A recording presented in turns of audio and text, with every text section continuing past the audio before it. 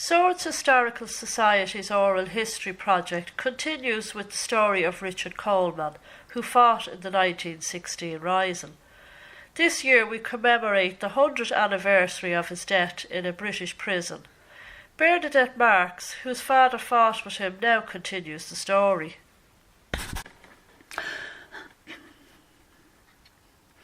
When young Dick Coleman played with his school pals in Swords Boys National School, he was not to know that his ardent love of his country would bring about his early death, aged 27, in 1918. Richard was the son of John Coleman and Mary Ann Murray Coleman. He was born in 1890. John taught at the boys' school while Mary ran the family grocery shop on Main Street where they lived. They had 11 children who were imbued with Irish nationalism. This arose from the Coleman family's membership of the Gaelic League and the Fenians, and from earlier generation the young Colemans learned songs like rebel songs and wondered why the policemen shooed them away when they marched up and down outside the RIC station. They loved playing soldiers.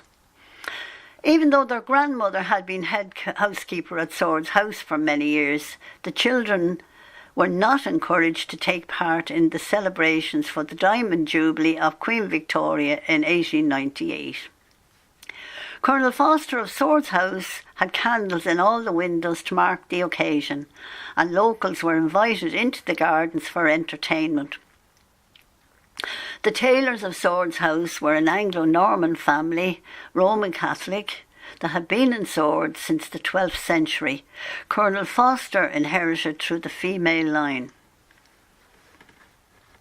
Richard Coleman was a studious young boy. His father also acted as parish sacristan, so Richard was also installed as an altar boy. Having finished in the local boys' school, he completed his secondary education by cycling 8 miles to Dublin City each day to attend the Christian Brothers School, North Richmond Street. He had a strong desire to become a priest, but was disappointed not to have got the sponsorship from the local clergy. He passed an examination for railway clerkship and was appointed to Galway. There he became influenced by the ancient order of Hibernians. Soon his strong patriotic feelings were stirred, so he left the AOH and joined Sinn Féin. At this time there were some political differences which caused him to resign from his job after 2 years.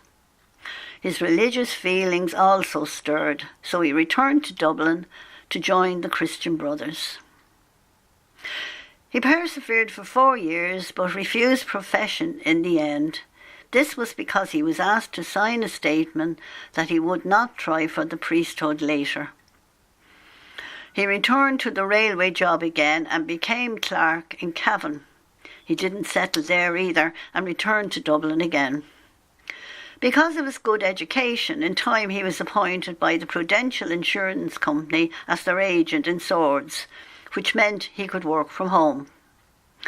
As his nationalistic objectives were becoming more important to him, the job at home suited him down to the ground.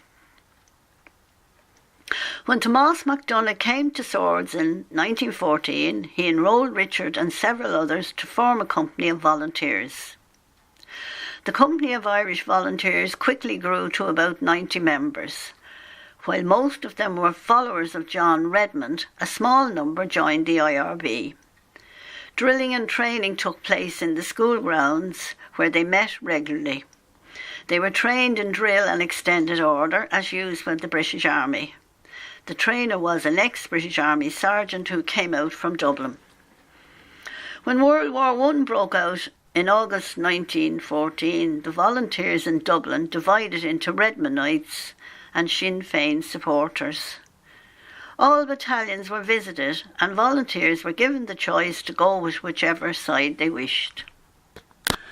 The meeting in Swords was held in the school grounds, and 75 who supported Redmond later joined the British Army. 15 of them formed a new group which became the 5th Battalion Dublin Brigade. This division created a situation whereby brothers were fighting against each other. In fact, Richard's first cousin, William Coleman, was killed in World War I. The 5th Battalion, with Richard Coleman to the fore, took their training very seriously. They took part in all manoeuvres organised by the Dublin Brigade.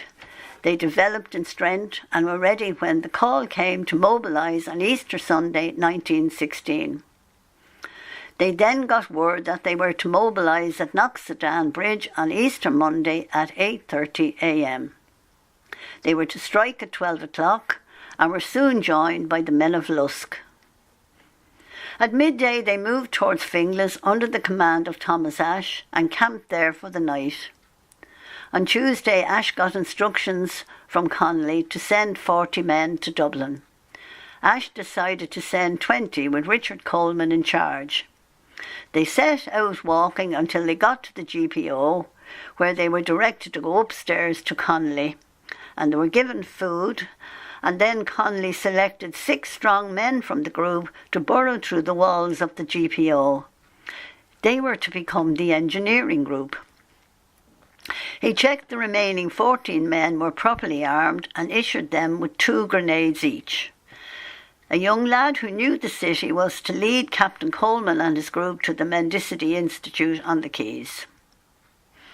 They got there through side streets until at Capel Street they were fired on from Parliament Street. So dashing through lanes one at a time, they got to the Mendicity, which was by this time under heavy fire. And Connolly had told them that they mightn't get there, but to do their best. The garrison under Sean Euston held out until Thursday, when they decided to surrender. They got out through the back onto the street, showing a white flag, and it was here that Peter Wilson from Swords was killed by a bullet to the head. They were rounded up and taken to Richmond Barracks, where they were court-martialed and sent to Kilmainham jail. They were all sentenced to death, but this was commuted to penal servitude. Sean Euston, the leader, was among those executed. Richard and other men of Fingal soon found themselves transported to British prisons. Richard was in Dartmoor and Lewis prisons until they were all released with the general amnesty in June 1917. Coming home to a quiet life, running his insurance agency in Swords, did not happen for Richard Coleman. He soon became involved in the election campaign for Eamon de Valera in County Clare. Richard was among those who travelled to Ennis and where volunteers appeared for the first time in uniform. He addressed the group and was arrested for drilling and sent to Mountjoy jail for 6 months. Here he took part in the hunger strike in which caused the death of Thomas Ashe. Because of the public protests, the prisoners were moved from Mountjoy. Richard was sent to Cork and later to Dundalk jail. In Dundalk, they started another hunger strike and were released. Richard suffered the hardships of prison life and had a brief rest at home. However, the British decided to arrest all Sinn Féin leaders because of an alleged German plot. The door of the Coleman house was broken open on May the 17th and Richard was taken prisoner once again. They were eventually shipped to Usk and Gloucester prisons. Richard ended up in Usk prison, which was in North Wales. This was to be his last prison, the 15th of all. Here Richard's religious feelings were awakened.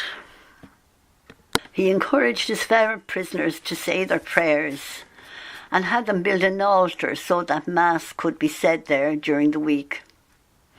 Here he was an altar boy once again, answering the responses and saying the rosary on Sundays. In a letter home to his family, he was hoping that they would not catch the influenza, which was rampant at the time. But Richard and his fellow prisoners were weakened by the bad conditions and the confinement there for 6 months as ordinary criminals. It soon became easy victims of the germ. A Dr. Morton took up the position of assistant medical officer at the prison on the 1st of December and diagnosed that Richard had pneumonia.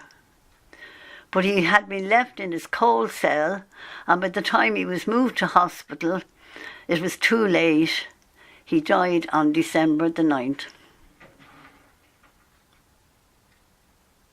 He was cruelly treated, and this got much publicity in the Irish newspapers. Because of the verdict on Ashe's death, the Home Office instructed the prison governor to refuse a formal inquest. A simple wreath sent by his fellow prisoners was placed on his coffin as it left Usk for Ireland. His remains were brought to St Andrew's Church, Westland Row. He lay in state for a week, where it was estimated that 100,000 people filed past the coffin. Richard Coleman was laid to rest in the Republican plot in Glasnevin Cemetery. His grave is beside his former commander, Thomas Ashe.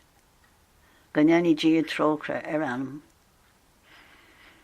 Public funerals for volunteers were prohibited by the British after that until the time of the truce in 1921.